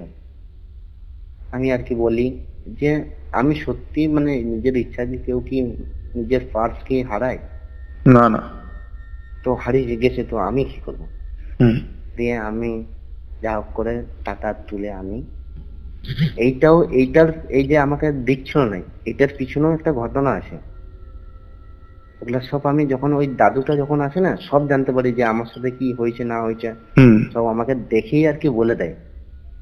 দিয়ে তারপরে আমি বাজারে যাই, বাজারে শালু গামছা সব নিয়ে আসি। নিয়ে আসার পরে বাড়িতে রাখি প্রথমে, ওদের বাড়িতে। হুম। মানে ঘরটা একটু পরিষ্কার পরিচ্ছন্ন, মানে মুছামুছি করেছে তো, আমি বললাম, এখানেই থাকুক, আমরা তো সবাই আছি। কিন্তু আধ ঘন্টা 1 ঘন্টার পর দেখছি শালু নাই। ঠিক আছে, আচ্ছা। শালু আবার আনতে যাই, আবার এসে দেখি যে 5 ফল যেটা লাগে না, হুম। সেটা নাই। সবাইকে যে হয়তো আমি ভাবলাম হয়তো বাচ্চা ছেলেগুলো আছে, তো ওদের বাড়িতে অনেক বাচ্চা ছেলে আছে, তো হয়তো নিয়ে নিয়েছে। ঠিক আছে, আবার যে নিয়ে আসি, এমনি করতে করতে মানে 2-3 বার আমি বাজার যাই, দিয়ে লাস্টে আমার রাগ ধরে যায়। বুঝতে পারছেন হুম। এটা কি হচ্ছে? এটা অসম্ভব হচ্ছে। ঠিক আছে, কিন্তু ওর ভিতরেই কিন্তু আমার বউ আছে, যে ঘরটাতেই আমি জিনিসপত্রগুলো রেখেছি। ওই ঘরে বউ ঠিক রয়েছে? আছে, আমার বউ রয়েছে। আচ্ছা। লাস্টে যখন থালা বাসন, মানে একটা কাঁসার থালা দিতে বলে, একটা বাটি দিতে বলে, আর একটা গ্লাস দিতে বলে, তা আমার শাশুড়ি বলে যে তুমি যাও, ওইদিকে বাবা আছে, তোমার সাথে দাম দর করে মানে দিয়ে দিবে আর কি। হয়তো তোমাকে আনতে বলেছে, তো ওই জন্য মানে কি তোমার বাবা আর আনে নাই, মানে তোমার বাবা ওইখানেই আছে, দাম দর করে দিয়েছে, তুমি যেয়ে শুধু ধরে নিয়ে আসবে টাকাটা দিয়ে। ঠিক আছে, আচ্ছা। তো আমি যাওয়ার আগে তখন আমার মাথায় বুদ্ধি আসে যে আমি 2-3 বার তো গেলাম, কোনো না কোনো জিনিস চলেই যাচ্ছে। তো আমি একটা ঝুড়ির মধ্যে রেখেছিলাম, তো সেই ঝুড়িটা ধরে ঠাকুর ঘরে রেখে দিই, কারণ ঠাকুরের ওখান থেকে কোনো কারো শক্তি নাই যে যে সে সরিয়ে দিবে। হুম। ঠিক কিনা বলুন? হ্যাঁ, তো এটা বুদ্ধির কাজ করেছেন। এইটি বুদ্ধির কাজ করেছি। হুম। দিয়ে নিয়ে আসি, ওইটাও থালাগুলো শুদ্ধ ঠাকুরের ঘরে রেখে দিই। তারপরে ওই 4টা, 4:30, 5টার দিকে, তখন হালকা হালকা ঠান্ডা আবহাওয়াতে ছিল, শীতকালের সময়, হুম। আর পূর্ণিমার দিন ছিল। ঠিক আছে, পরিষ্কার মনে আছে আমার পূর্ণিমার দিন ছিল। তো এবারে আমরা সবাই স্নান করে নিই। ঠিক আছে, স্নান করে নতুন জামা পরে থাকি। ঠিক আছে, অপেক্ষা করি, মানে কি ওই দাদুটার অপেক্ষা করি।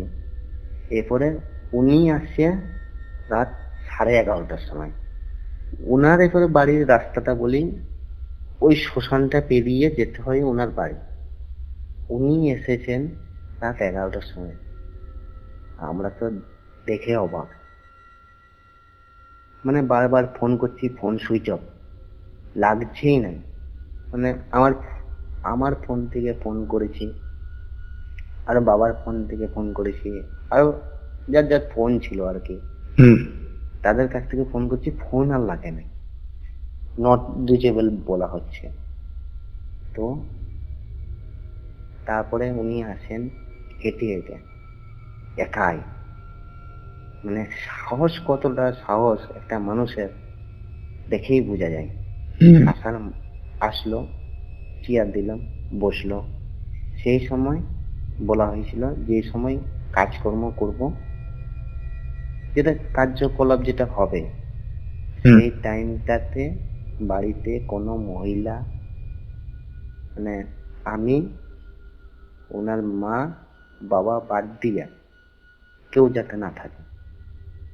পুরো ওই বাড়িতে এত লোকজন, যাতে কেউ না থাকে। হুম। বুঝতে পারছেন কিরকম ফাঁকা নিঝুম হয়ে গেছে? মানে বাড়ির 1টা 2টা বাড়িও যাতে না কেউ থাকে, আচ্ছা। মানে এতটা ফাঁকা। মানে এই আমাদের ওই বাড়িতেই সবাই লাইট বন্ধ করে থাকবে, বাকি যে ওনাদের বাড়ির পাশে বাড়ি, তারা লাইট জ্বালিয়ে মানে বাইরে থাকতে হবে। ঠিক আছে, যাতে না অন্ধকার হয়, মানে তাদের বাড়িগুলোতে, মানে তাদের বাড়িতে ওই যাকে তাড়ানো হচ্ছে সে নাকি হাবি হয়ে যাবে, তার বাড়িতে বাস নিতে পারে, আচ্ছা। এটা বলে দিয়েছিল। তা আমরা তার আগে সবাইকে বলে দিই, রিকোয়েস্ট করি, তো সবাই মানে। তো উনি এসে আমাকে আমার হাতটা ধরে বলছেন যে বাবা আজকে তো তুমি তো অনেক কষ্ট পেয়েছো। তখন আমি অবাক যে দাদু কি বলছেন আপনি? হ্যাঁ, তুমি 2-3 বার বাজার গেছো, এরকম মানে সব ঘটনা। হুম আমি তো ভাবছি যে উনি কি ক্যামেরা লাগিয়েছেন নাকি, যে আমি কি করেছি না করেছি সব উনি বলে দিচ্ছেন। হুম মানে বুঝতে পারছো দাদা, যে একজনের উপরে যে কেউ যদি নজর দিয়ে রাখে, তার থেকে 3 গুণ উনি বলে দিচ্ছেন না দেখে। মানে এতটা তার দৃষ্টিহীন, মানে মন থেকে ওখানে বসে, মানে যে আসল যাদের তান্ত্রিকদের যাদের 3টা চোখ থাকে জানো তো, হুম হুম হুম সেই চোখে নাকি বলে দিল। আচ্ছা। ঠিক আছে, তো তারপরে বলার পর সব জিনিসপত্র ওনার সামনে নামানো হলো। ঠিক আছে, ঝুড়ি সুদান ওইটি আনার দায়িত্ব আমার। তারপরে যে কাজকর্ম যে লাগবে সেটির দায়িত্ব উনার বাবার, মানে আমার বইয়ের বাবার, মানে শ্বশুরের। আচ্ছা। তাতে যদি জল আনতে বলে সেটা উনার বাবা আনবে, কোনো কিছু আনতে বলে কাটাকাটি করতে বলে সেটা উনার বাবা আনবে। উনার মায়ের কোনো ভূমিকা নেই, কিন্তু থাকতে হবে। ঠিক আছে, হুম ভূমিকা নেই বলতে না, মানে মানে কার্যকলাপের ওইসব কিছু নেই, কিন্তু লাস্টে ওনার প্রয়োজন। ঘটনাটা বলছি, দিয়ে লাইট বন্ধ করেছে উনি, একটা টিমটিমা এমনি এখনকার দিনে চার্জার লাইট হয় না, হুম চার্জ দিয়ে লাইট, সেরকম। ওই 0 লাইট গুলো। হ্যাঁ হ্যাঁ হ্যাঁ, সেরকম একটা লাইট এনেছেন। তিনি যে কি যে আঁকলেন, সত্যি বলছি দাদা আমি দেখতে পাইনি। এত দেখার চেষ্টা করেছি কিন্তু আমি দেখতে পাইনি। ওটার উপরে একটা মাটির প্রলেপ দিল, মাটি আর গোবরে, গোবর তো জানেন, হুম হুম হুম গোবর দিয়ে প্রলেপ দিয়ে যে কি সব আঁকলো ওইখানে মধ্যেখানে একটা প্রদীপ, 4 সাইডে ধূপ। ঠিক আছে, জেলে দিলেন। আর বাড়িতে পুরো লাইট বন্ধ, মানে 0 পাওয়ারে লাইটও বন্ধ করে দিল। কারণ আমাদের বাড়িতে এসে উনি ঢুকেছেন, হুম মানে যে এসেছে সে আমাদের বাড়িতেই এসছে। হুম তা উপরন্ত ও তো, আর তো আমাদের বাড়িতে ঢোকার তো কোনো সিস্টেম নাই, কারণ ও তো ওখানেই আছে, হুম তার নিবাস তো এখন ওইখানে। তার সেই ঘরে ওনার তো কোনো অসুবিধা নেই, সব লাইট বন্ধ করা হলো। হুম আর আমার দিকে বললো, মানে ওদের বাড়িতে 3টা দরজা, বাইরের থেকে ঢুকতে একটা লোহার গ্রিল আছে, হুম সেটা গেট লাগানো হয়ে গেল, তাহলে ওইটাতে ধরতে হচ্ছে না। আর যে 3টা দরজা আমার দিকে 3জনকে ধরতে বললো, 3টা দরজা, হুম আমরা 3জন 3টা দরজা। আমাকে বললো, বাবা তুমি আর তোমার বউ যে ঘরে থাকো সেই ঘরের দরজাটা শুধুমাত্র তুমিই ধরবে, কারণ তুমি ওকে আটকাতে পারলে তুমি আটকাতে পারবে। মানে আচ্ছা। আমাকে আমাকে ডাইরেক্ট বলছে যে তোমার বইয়ের আর তোমার ঘরটাতে তুমি দরজাটা দাঁড়াবে, কারণ তোমার শক্তির কাছে ওর কোনো জায়গা নাই। ওনার বাবা যদি ধরতো তাহলে আরো বড় বিপদ হতো। তো বলার মাত্রায় আমরা মানলাম, আমি ধরে রেখেছি। ঠিক আছে, তো উনি কার্যকলাপ করতে মিনিমাম 3 থেকে 3.5 ঘন্টা সময় লাগলো। উনি কি কার্যকলাপ করলো সেটা মানে অতটা আমি বুঝতে পারি না, সত্যি দাদা। হুম তো লাস্টে পুজো হওয়ার পর মেয়েটাকে বললো তুমি চুল খুলে দাও। তখন আমরা পরিষ্কার দেখতে পাচ্ছি অন্ধকারে, তখন মনে হচ্ছে একটা একটা আবার জ্যোতি মনে হচ্ছে ওখানে পড়ছে, মানে এরকম। আচ্ছা। অমনি করতে করতে মেয়েটার চুল, মানে আমার বউ চুল খুললো, একটা কাঁচটা নিয়ে, কাঁচটা নতুন কাঁচতে, ওইটা নিয়ে মানে ওর মাথার থেকে গোটা হাত পা পর্যন্ত নিচে এনে ঠোকালো। ঠিক আছে, আচ্ছা। তিনবার ওই রকম পদ্ধতি করার পর পায়রাগুলোকে আনতে বললো। ঠিক আছে, পায়রাগুলোকে এনে তখন আমি বলি যে দাদু একটা কথা বলবো, আমাদের জন্য দুটো নিরীহ প্রাণী কেন বলি হবে, বলি দিতে হবে না, আপনি এক কাজ করুন, আমাদেরকে ছেড়ে দিন নাকি। আমরা এমনিতেই যদি ঠাকুরের কাছে যদি কোনো ভুল করে থাকি, কি কারো কাছে কোনো ভুল করে থাকি, ওর জন্য এখনো পর্যন্ত আমরা শাস্তি পাচ্ছি, আর আমরা পাপী হতে চাই না। তো উনি বললো যে ঠিক আছে, তাহলে আমি পায়রাটাকে ছেড়ে দিই। উনি পায়রাটাকে ছেড়ে দিল। ছেড়ে দেওয়ার মাত্রই চুলটা না খুলে আছে, তো এমনি করে বসে আছে, যেটা বাবু হলে বসলে, হ্যাঁ, চুলটা খুলে মাথাটা পিছন দিকে ঘুরে দিল। ঠিক আছে,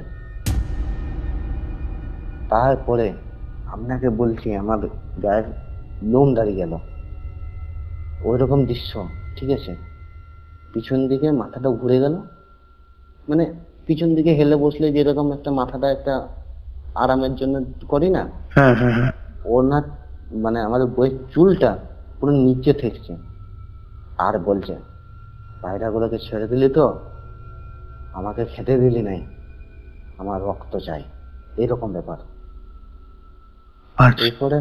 এরপরে ওই দাদুটা ডাইরেক্ট ওকে বললো যে তুই পায়রার রক্ত বাদ দিয়ে তুই কি চাস, তোকে সেটাই দেওয়া হবে।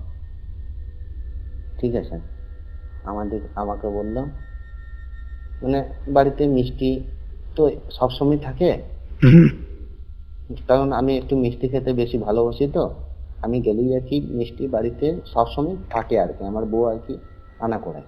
ঠিক আছে, তো উনি বলছেন যে উনি জানলো কি করে যে আমার জন্য মিষ্টি এনেছে, যে উনি বলছেন যিনি আছে আমার বইয়ের ভিতরে, সে বলছে যে জামাইয়ের জন্য যে মিষ্টি আছে, সেই মিষ্টি এক গ্লাস জল আমাকে থালায় সাজিয়ে দিতে হবে এক্ষুনি।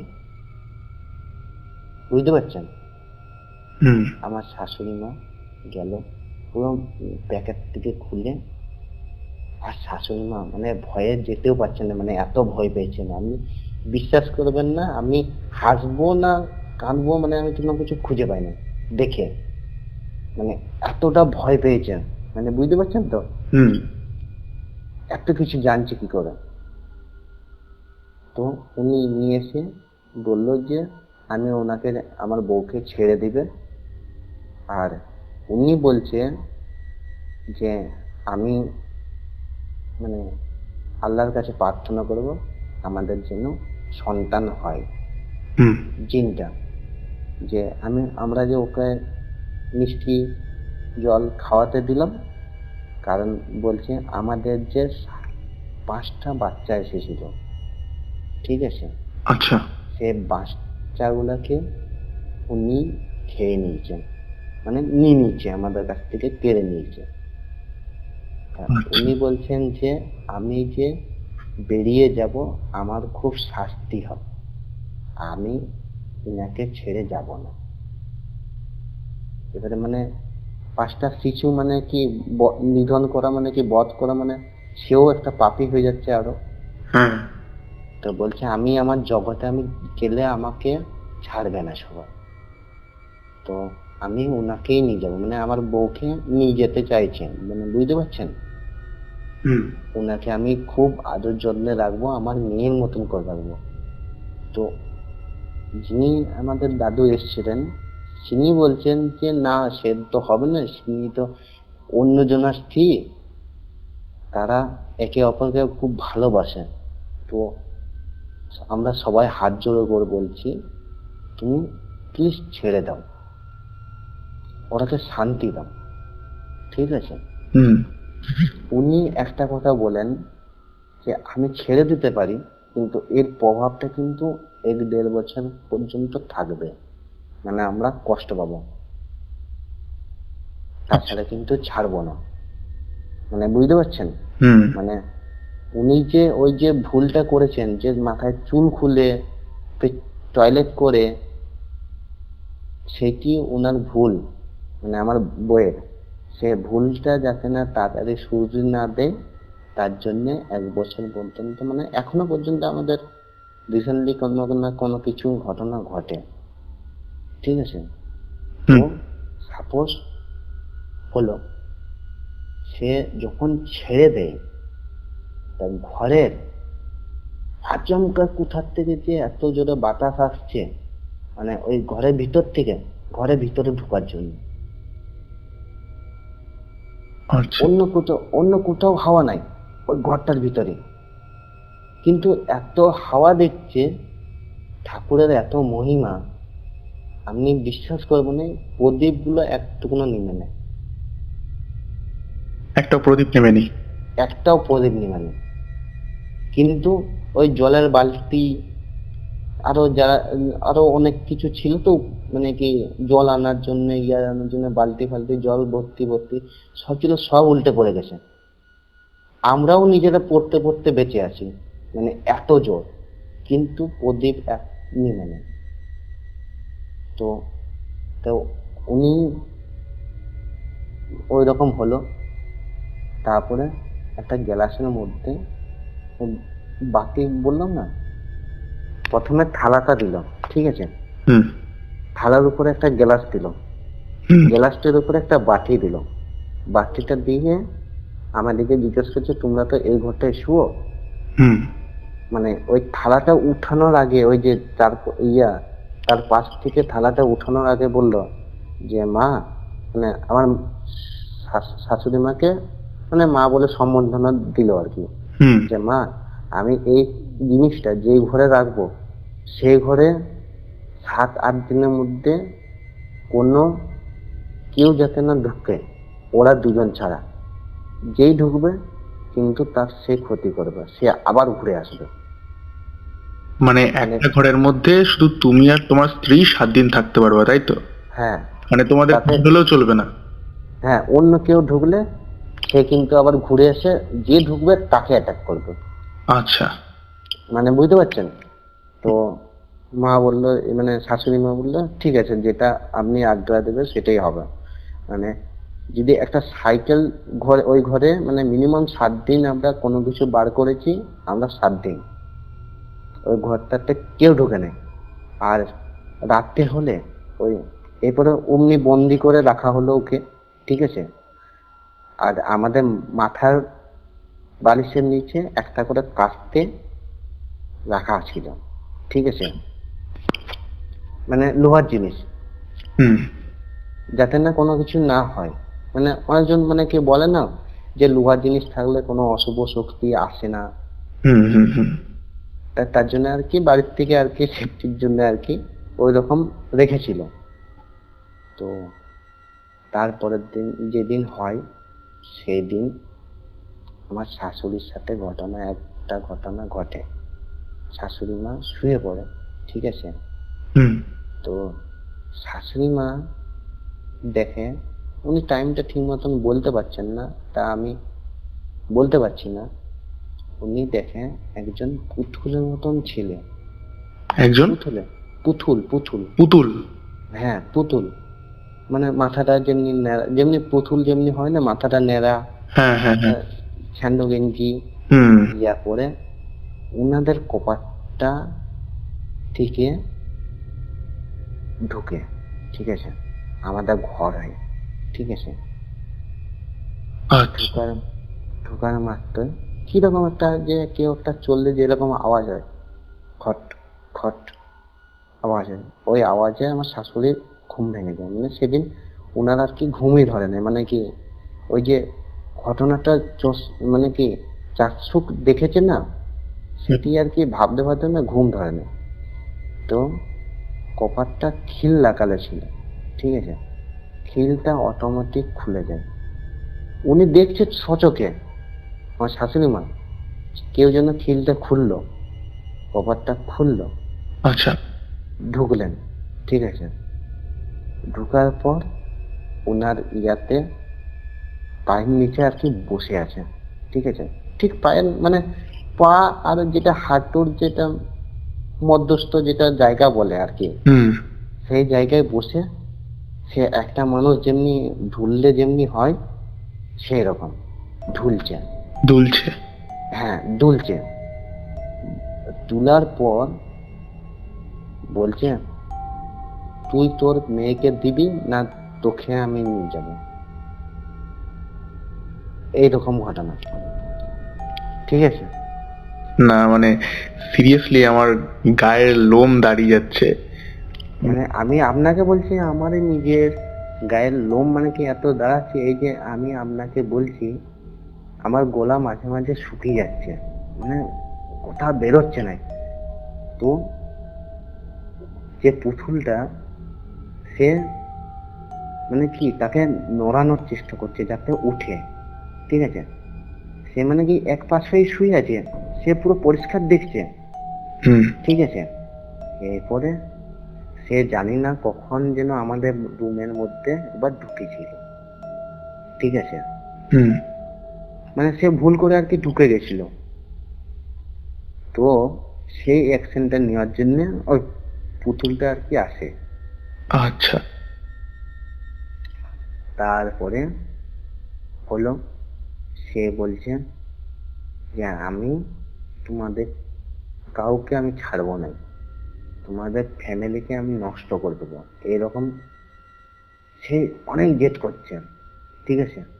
আর আমার শাশুড়ি মা অনেক হাত জোর করে মিনতি করছে যে আমার মানে আমার জামাইকে আমার মেয়েকে ছেড়ে দিন, ওরা কি দোষ করেছে, ওরা বাচ্চা ছেলে, ওরা ভুল করেছে, আপনি তো যা নেওয়ান নিয়েছেন, ওনাদের বেবি, ওনাদের মানে একটা স্বামী স্ত্রীর একটা সম্পর্ক হলে কি হয়, মানে সে সবাই চাইতো যে আমাদের একটা বেবি হোক, হুম। ঠিক কিনা বলুন। হুম। ওনাদের সব থেকে বড় সুখ আপনি কেড়ে নিয়েছেন, তাও কি জানে, এবারে যদি ওনার স্ত্রীকে যদি কেড়ে নেন উনি তো পাগল হয়ে যাবে। সে আরে মানে নাই, অমনি করতে করতে নানা রকম মানে ওনাদের সাথে নানা রকম কথা বলতে বলতে ভোর হয়ে যায়, ঠিক আছে। তখন আচমকা দেখে ওই পুতুলটি নাই।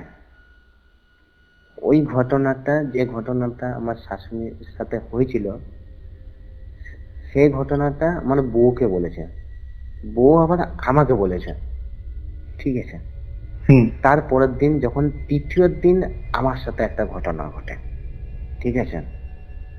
আমি শুয়ে আছি, সেদিন আমার একটু ঘুমই হয় না, মানে সে একবার এই পাশ করছি একবার ওই পাশ করছি, এইদিকে টেনশন নাই যে আমার বউ সুস্থ হয়ে গেছে, নর্মাল আছে, গায়ে হাত দিলেও কিছু করছে না, মানে বুঝতে পারছেন।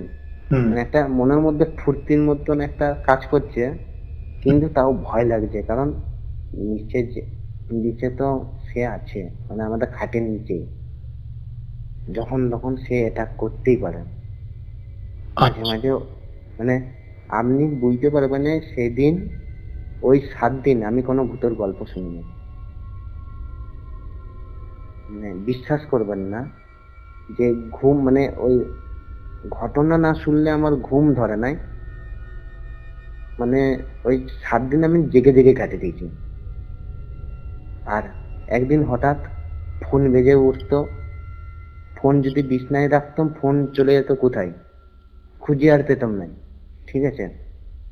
তারপরে এবারে আমার সাথে যে ঘটনাটা ঘটে, শুয়ে আছি আমি, শুনলাম ওই মিনিমাম 10:30, 11টা, 12টা, ঘুমই আর আসছে নাই। আমি মনে মনে স্থির করলাম যে থাক আমি আজকে ঘুমাবো না। একটা সময় কানের মধ্যে হালকা করে, যেমন একটা দূর থেকে যেটা কথা বলে যে একটা ভয়েসটা আছে না, হুম। হালকা ভেসে ভেসে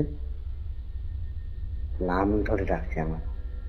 সত্যি বলছি দাদা, আমার গায়ে কাটা দিচ্ছে। অনিকেত, এবারে তো মতন তোর বউকে বাঁচালি, তুই তো কাজে যাবি, তখন কি করবি? আমি তো আবার আসবো, ছাড়বো না। তখন আমার সে শীতকালের দিন, আপনি ভাবতে পারবেন না যে আমি ঘেমে ভিজে গেছি, এত ভয় লেগেছে।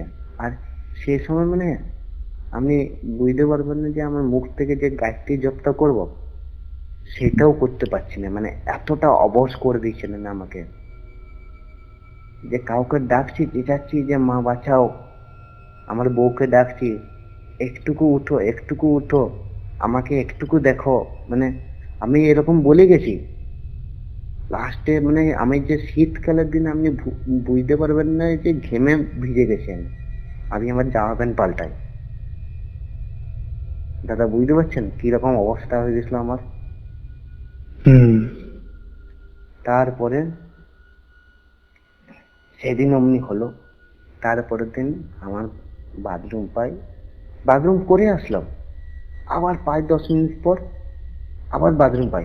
মিনিমাম সেদিন আমি 7 থেকে 8 বার, ওই 12টা বাজার পর্যন্ত 7 থেকে 8 বার বাইরে গেছি। ঠিক আছে, 12:30টার সময় আমার একবার বাথরুম পাই, মানে বড় টয়লেট। আমি যাই, আমার ওয়াইফ বাড়িতে থাকে, কারণ আমি জানি যে ওকে এখন রাখতে ওখানে নিয়ে গেলে যদি কোনো রিস্ক নিতে চায় নাই, ঠিক কিনা বলুন? এই মাত্র একটা ধকজের মধ্যে গেলাম, তো রিস্ক নেওয়াটা দরকার নাই। তা আমি যাই, এসে নাকি শুনি আমার বউকে নাকি যেটা ঢাকালে কম্বল, সেটা নাকি তুলে ফেলে দিয়েছে, আর বউকে মানে পা ধরে টানাটানি করছিল। আর এখানে আমি আর কি লাইট জ্বালিয়ে দিয়ে যেতেও ভুলে যাই, তাই মিনিমাম। তারপরে ওই রকম অত্যাচার করতে করতে আমি ভাবলাম যে অন্ধকারে আর শোয়া যাবে না, লাইট জ্বালিয়ে শুতে হবে। ঠিক আছে, আমরা বাকি দিন লাইট জ্বালিয়ে শুয়ে ঘুমাই। 7 দিন হওয়ার পর সেই জলটা ঈশান কোণে ফেলে দিয়ে আসা হয়। আর ওই থালা বাটি গ্লাসগুলো ওখানে একটা নদী আছে, সেই নদীতে ভাসিয়ে দেওয়া হয়। আর তারপরে পুজোর শেষের ঘটনাটা বলি। ওইটি হয়ে গেল, বিসর্জনটা হয়ে গেল। এই পুজোর শেষের যে জিনিসপত্রগুলো থাকে, আমার দিকে বলল, জামাই তোমাকে যেতে হবে আর মেয়ের বাবাকে যেতে হবে, কারণ ওই ওই যে ঝুড়ি আমি একটা কিনেছিলাম না, ওইটা আমার শ্বশুর মশাইকে ধরতে হবে, আমাকে ধরলে হবে না। আর আমাকে কেন যেতে হবে? কারণ আমি গেলে আমার শ্বশুর মশাই ঠিক মতন আসবে, মানে এতটা ডেঞ্জার। মানে বুঝতে পারছো? মানে মানে আমি আমার শ্বশুর মশাইকে সেফটির জন্য আমি যাচ্ছি, বুঝতে পারছেন?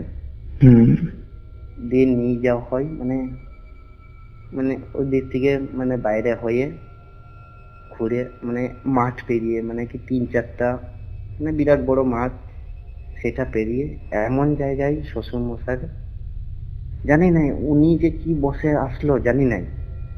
উনি মানে আমি ওনাকে বলছি যে বাবা আপনি এখানেই রেখে দিন, আর বেশি দূর যাবো না, সামনে শ্মশান আছে। উনি এগিয়ে যাচ্ছেন, মানে আপনি বুঝতে পারবেন না যে আমি যে এত ডাকছি কাছের থেকে, যে বাবা আপনি এখানেই রেখে দিন, আর যাওয়ার দরকার নাই। আমি মোবাইল নিয়ে গেছি তো, মানে অনেক জায়গায় দেখেছি তো নেগেটিভ এন্টিটি থাকবে, তো মানে মোবাইলের টর্চ একটু ডিস্টার্ব করে, আমি মোবাইল নিয়ে গেছি। তা আমি বাবাকে এতবার ডাকছি, আপনি বুঝতে পারবেন না, মানে সে শুনতে পাচ্ছে না, কোনো আমার কথাই শুনছে না। তো আমি গিয়ে ওনাকে টাচ যখন করি, করতে না করতে দেখি আমরা শ্মশানের কাছাকাছি চলে গেছি। মানে বুঝতে পারছেন, মানে শ্মশানটা তো ওদের ওখান থেকে কাছে। এবারে আমিও বুঝতে পারিনি, শ্মশানটা কাছাকাছি চলে গেছি। তার শ্মশানটার কাছাকাছি একটা বড় একটা গাছ আছে, সেই গাছটা পেরিয়ে গেলেই আর কি আমরা শ্মশানে ঢুকে যাই। আর উনি চাইছিলেন যাতে আমরা শ্মশানে ঢুকি, মানে বুঝতে পারছেন। হুম। আর আর তারপরে তারপরে আমরা শ্মশানে ঢুকিনি, তার আগেই আমরা ওই দিয়ে আসি।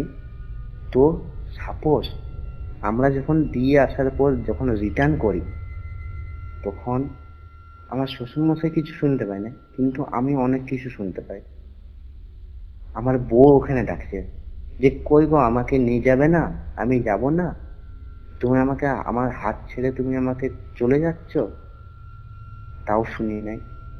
আমার শাশুড়ির নাম ধরে ডাকে, আমার জামাইবাবু মানে কি আমার ডাকে, আমার শালি পেছন দিক দিয়ে ডাকছে। পিছন দিক থেকে, কিন্তু তারা ওখানে নাই, আমার জামাইবাবু ওখানে নাই।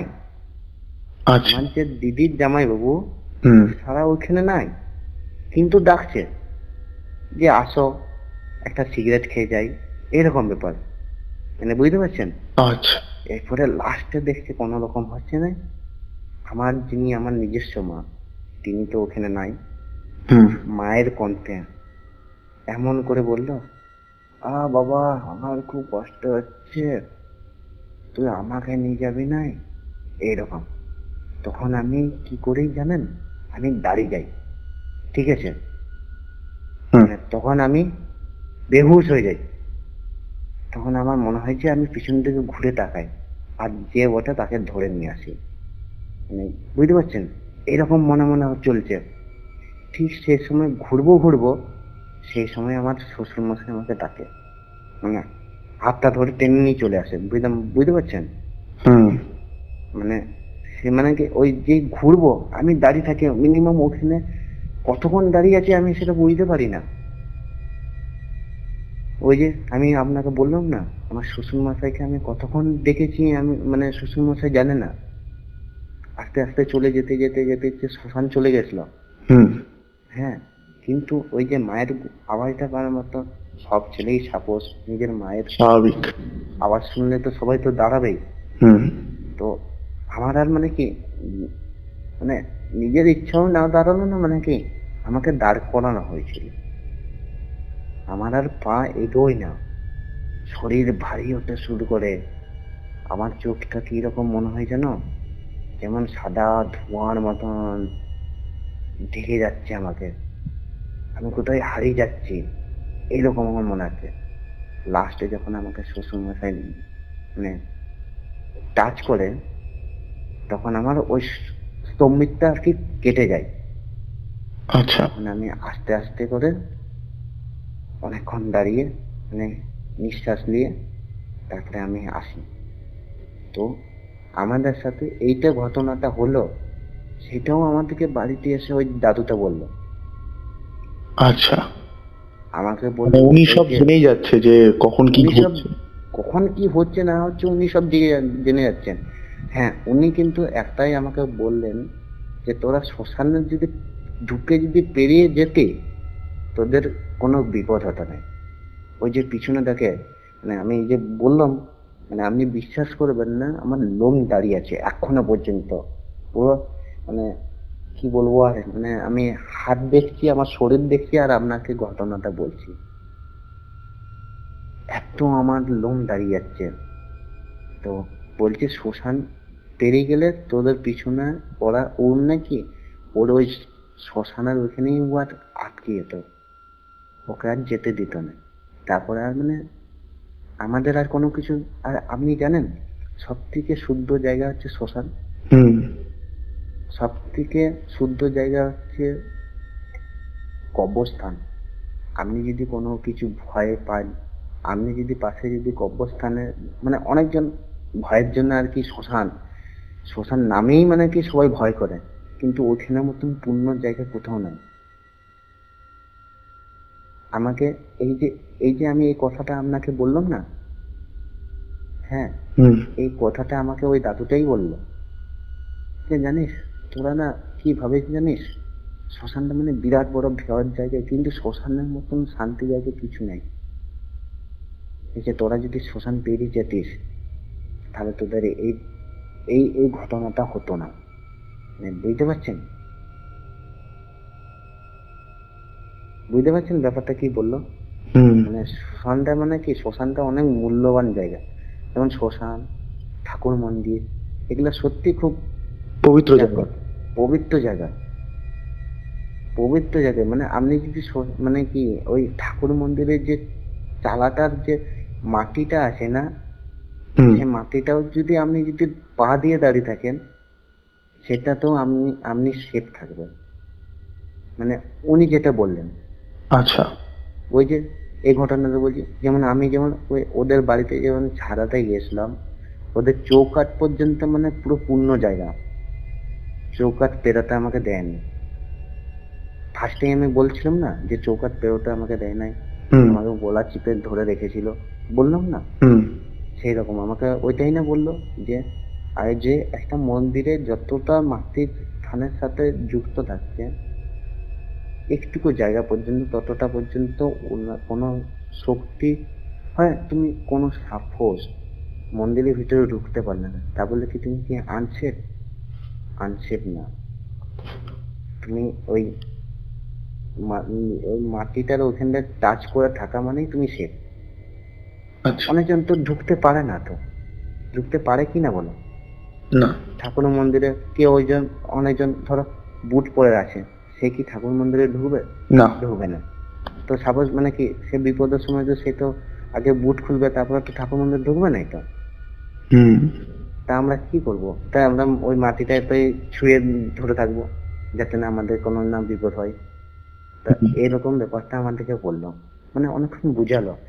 তিনি আবার রাত আমাদের ওই কার্যক্রম হলো, তিনি আবার একা হেঁটে হেঁটে গেল। আমরা বললাম যে দাদু আপনাকে আমি কি ছেড়ে দিয়ে আসবো? না, তোমরা ভয় পাবে, যাও না। আমাদেরকে এরকম বললো, আপনি বিশ্বাস করবেন না। তারপরে বাড়িতে যেয়ে উনি আমাদেরকে ফোন করলো, তারপরে কিন্তু ফোন অটোমেটিক লাগলো। আচ্ছা, মানে উনি আসার আগে যে আমরা এতবার কল করেছি, উনার ফোনে কোনো মেসেজও যায়নি, কোনো কলও ঢুকেনি। যেমন এখনকার দিনে আমি আপনাকে মেসেজ করলাম, কি হয়তো আপনার ফোনটা নেটওয়ার্কের বাইরে ছিলেন, ঠিক আছে, তো আমি যে আপনাকে ফোন করেছি সেটা আপনি জানতে পারবেন মেসেজের মাধ্যমে। জানতে পারেন কিনা বলুন? অবশ্যই। কিন্তু এখন মানে তখন কোনো কিছু হয়নি। আমাকে বলছে যে তোমরা তো ফোন করো নাই, তোমরা তো আমাকে বললে যে আমি মিনিমাম এতবার ফোন করেছি। আমার কল লিস্টে আমি দেখালাম প্রায় 10 থেকে 15 বার কল করেছি এরকম। কিন্তু কেউ কল আসলো, বসলো, বললো দাদুটা যে আমি বাড়ি পৌঁছে গেছি, তোমরা খাওয়া দাওয়া করো। আমরা শেষ করে স্নান টান করে তারপরে আমরা খাওয়া দাওয়া করি, এখানেই শেষ। আচ্ছা, মানে বেশ, মানে ঘটনাটা মানে তোমার মুখ থেকে শোনার পর মানে সত্যি বলতে গেলে এখন তো রাত প্রায় 1:33 বাজে, আর এখন ঘটনাটা রেকর্ড হচ্ছে, মানে রীতিমতো আমার গায়ে কাটা দিচ্ছে। মানে কিছু কিছু জিনিস যেগুলো শুনলাম তোমার কাছ থেকে, যে ওই যে পুতুলের কেসটা, যে পায়ের মাঝখানে বসেছিল, পরে শ্মশান ঘাটে পেছন থেকে ডাকছিল, এইগুলো খুবই ক্রিপি জিনিস, যেগুলো মানে গায়ে কাটা দেওয়ার মতো।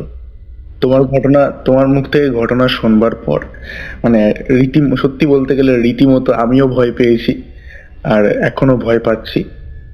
যাই হোক, তোমাকে অনেক অনেক ধন্যবাদ এত সুন্দরভাবে একটা ঘটনাকে উপস্থাপন করার জন্য আমাদের এই অজানা সত্য পরিবারের সামনে।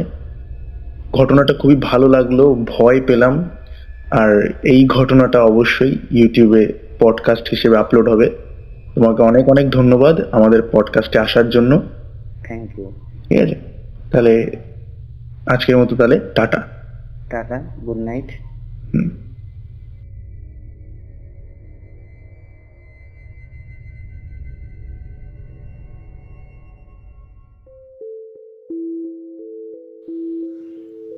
খুবই অসাধারণ একটি ঘটনা আমরা শুনে নিলাম। আশা করছি আজকের এই পডকাস্টে আপনাদেরকে ভয় পাইয়েছে। যদি আজকের এপিসোড ভালো লেগে থাকে অবশ্যই লাইক করবেন, কারণ আপনাদের লাইক খুবই জরুরি। বেশি করে কমেন্ট করবেন, আপনাদের মতামত অবশ্যই জানাবেন, আর অবশ্যই নিজেদের বন্ধুদের সঙ্গে শেয়ার করতে কিন্তু একদম ভুলবেন না। আর আপনারা যদি আমাদের চ্যানেলে নতুন হয়ে থাকেন অবশ্যই সাবস্ক্রাইব বাটনে ক্লিক করে পাশের বেল বাটনটিকে অল অপশানে প্রেস করে আমাদের পরিবারের সদস্য হতে পারেন। চলে যাচ্ছি আজকের এপিসোডের শাউট আউট পর্বে। কমেন্ট করেছেন পূজা সিং, আমাদের সঙ্গে রয়েছেন তানিয়া মল্লিক, কমেন্ট করেছেন অনুভব মাহাতো, বোধিসত্ত্ব মিত্র, কমেন্ট করেছেন বিকাশ ব্লগ, আমাদের সঙ্গে রয়েছে ওয়াইটি কিং, কমেন্ট করেছেন অমিত ভট্টাচার্য, গীতা গোস্বাম, বিদাস FF, কমেন্ট করেছেন সোমনাথ দাস, কমেন্ট করেছেন চুমকি ঘোষ, কমেন্ট করেছেন একে, কমেন্ট করেছেন সুমিত্রা পত্তানায়ক, আমাদের সঙ্গে রয়েছেন শোভন অধিকারী। সকলকে অসংখ্য পরিমাণে ধন্যবাদ কমেন্ট করবার জন্য। দেখা হবে আবার একটি নতুন পডকাস্টে। ততক্ষণের জন্য stay happy and stay safe এবং যুক্ত থাকুন আমাদের অজানা সত্যের সঙ্গে, কারণ অজানা সত্য মানেই রহস্যের এক অন্য দুনিয়া।